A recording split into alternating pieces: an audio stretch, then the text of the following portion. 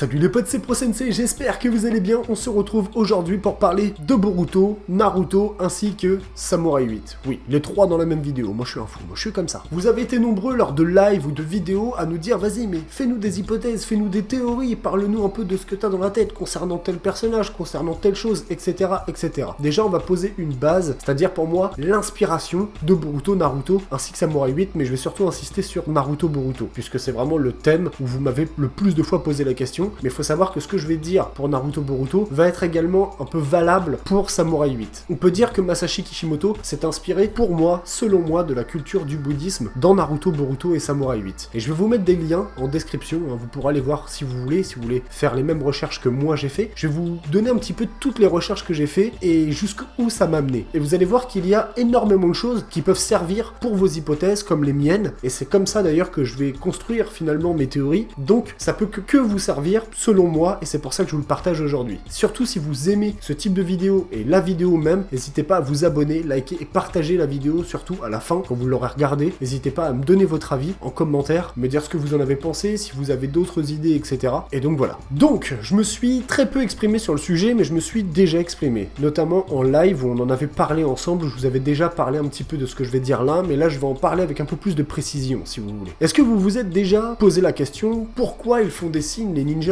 avant de lancer leur technique par exemple? Pourquoi Naruto doit prendre une position pour méditer et absorber l'énergie de la nature? Ou encore pourquoi tel personnage s'appelle comme ça? Pourquoi la fin des prénoms des personnages est toujours la même? Plein de choses comme ça. Pourquoi le chakra? Pourquoi ça s'appelle du chakra? Plein de petites choses comme ça. Et bien en fait tout ça sont des inspirations d'une culture ou d'une religion. Et donc par exemple dans Naruto Boruto, dès le début du manga, quand on commence à voir les premières techniques, ou quand on commence à voir Kyuubi par exemple, et bien tout ça, ce sont des inspirations. Ce sont des inspirations avec lesquelles l'auteur s'est servi pour créer son histoire. Donc Masashi Kishimoto a fait comme la plupart des auteurs de manga, et quand il crée du SF, parce que finalement c'est un petit peu de la science-fiction, c'est des choses qui n'existent pas vraiment, mais il s'est inspiré de divinités, de monstres qui sont dans la mythologie japonaise, ou encore de plein d'autres choses. Et donc, comme je disais, il y a le bouddhisme dedans. Qu'est-ce qui m'a amené à penser ça? Et c'est tout simplement, comme je vous l'ai dit, le chakra par exemple. Le chakra, les mudras, je sais pas moi, par exemple, le nom de certaines techniques, on en a encore vu une là il y a pas longtemps. Vous savez, Kashin Koji, quand il a voulu brûler Konohamaru avec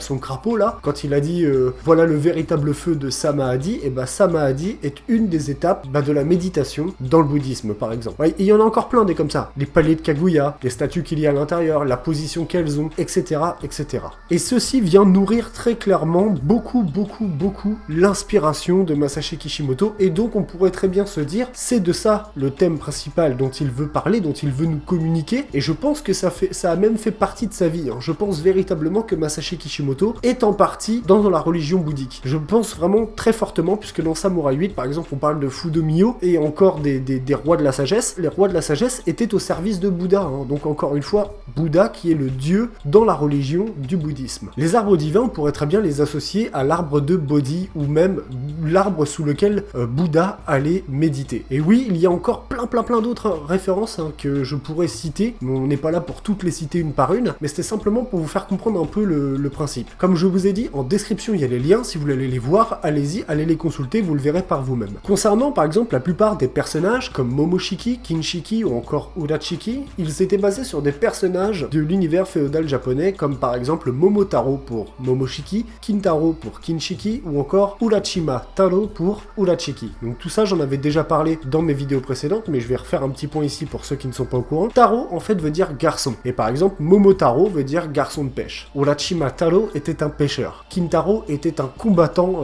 exceptionnel, c'est une légende, en fait c'est des légendes, tout simplement. Et faut savoir qu'encore à l'heure actuelle, par exemple les poupées de Momotaro, les poupées de Kintaro sont encore remises à certains enfants. Par exemple la poupée de Kintaro c'est célébré une fois par an, le jour de Kintaro, et les enfants en fait reçoivent cette poupée en signe de courage, parce que c'est un guerrier extrêmement courageux, extrêmement puissant. Et d'ailleurs, Boruto par exemple, quand on a vu Kinshiki combattre, on a bien vu qu'il ne combattait pas avec des ninjutsu, mais que par contre au corps à corps il utilisait une hache. Et cette hache, c'était la hache de Kintaro par exemple. Et d'ailleurs la poupée de Kintaro, c'est clairement un petit garçon mais assez costaud, enfin d'espèce de petit bonhomme assez costaud avec une hache. Kinshiki a été créé à partir de cette légende. Et par exemple, si on parle de Momotaro et donc de Momoshiki, faut savoir que Momoshiki était un personnage paresseux, en fait, c'est un garçon garçon paresseux dans la légende, et un jour il a dit bah tiens je vais aller chercher un peu de bois, récolter un peu de bois pour sa famille, etc., pour le village. Et donc en fait quand il est parti chercher du bois, il est revenu, mais il est revenu avec un arbre géant. Donc on pourrait très bien y voir quelque chose derrière, une espèce de petite inspiration au fait qu'il ait ramené par exemple Boruto, et qu'il ait ramené par exemple un arbre. Et si vous vous demandez pourquoi je parle là-dedans, et bah tout simplement parce que on pourrait très bien associer le Kama finalement un petit peu aux arbres divins. Ils aspirent le chakra. Donc par exemple, est-ce que le fait que Momotaro s'est décidé à aller chercher un peu de bois et à ramener un arbre, est-ce que finalement Momoshiki qui s'est décidé à venir sur Terre chercher l'arbre divin de Kaguya, et bah finalement a ramené un arbre, mais entre guillemets, c'est-à-dire qu'il s'est mis en tant que réceptacle dans Boruto pour finalement le ramener un jour, prendre possession de son corps ou le ramener au sein du clan Otsutsuki. Vous voyez par exemple, vous pourrez y voir des petites références comme ça, donc après c'est à vous de faire vos propres hypothèses en fonction des références que vous allez lire et voir. Il en va de même par exemple pour tous les démons à queue qui sont clairement des monstres de la mythologie japonaise. On peut très bien y voir par exemple tout ce qui est le dieu du vent, le dieu du feu,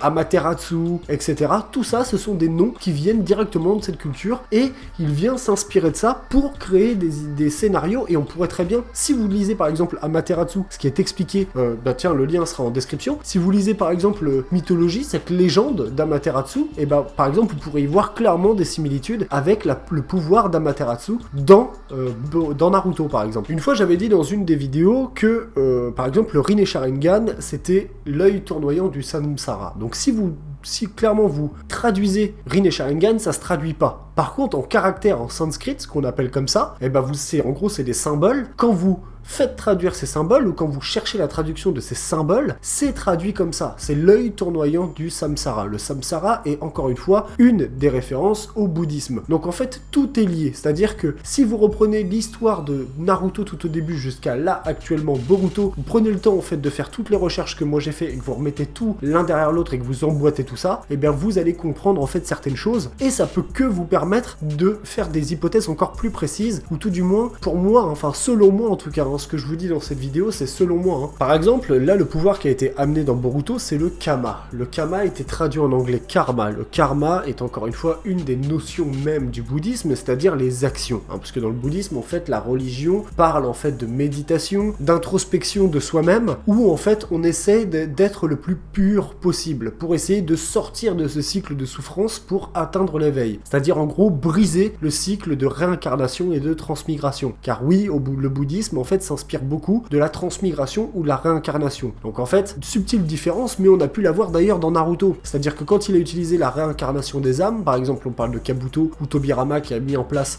ou même Orochimaru, qui ont utilisé ce cycle de réincarnation, ils ont en gros fait revenir un personnage à partir d'un corps. Et en gros c'est une réincarnation. Dans le bouddhisme par exemple, les réincarnations, je crois que c'est tous les 6 millions ou 8 millions de morts, une personne se réincarne dans un autre corps. Et il y a une subtile différence où il y a certaines religions du bouddhisme où en fait qui ont suggéré eux que ce n'était pas une réincarnation mais plus une transmigration. C'est-à-dire que l'âme en fait transmigre vers un autre corps. Donc par exemple Naruto et Sasuke qui sont des transmigrants de Ashura et d'Indra qui étaient les fils de Hagoromo. Il y a vraiment cette inspiration mais claire et nette du bouddhisme dans Boruto. Franchement faites les recherches. Vraiment faites les recherches parce que le débat est long, on pourra encore citer plein de choses mais je pense que vous avez compris là où je voulais en venir. C'est-à-dire que si tu lis ces choses-là, ça va te permettre vraiment d'affûter ton œil et d'affûter tes hypothèses futures avec les prochains Otsutsuki qu'on va voir. C'est sûr, moi je suis quasiment sûr et certain qu'ils vont venir des légendes japonaises. C'est presque sûr et certain. En tout cas, ça a été le cas pour Momoshiki, Kinshiki et Urachiki, donc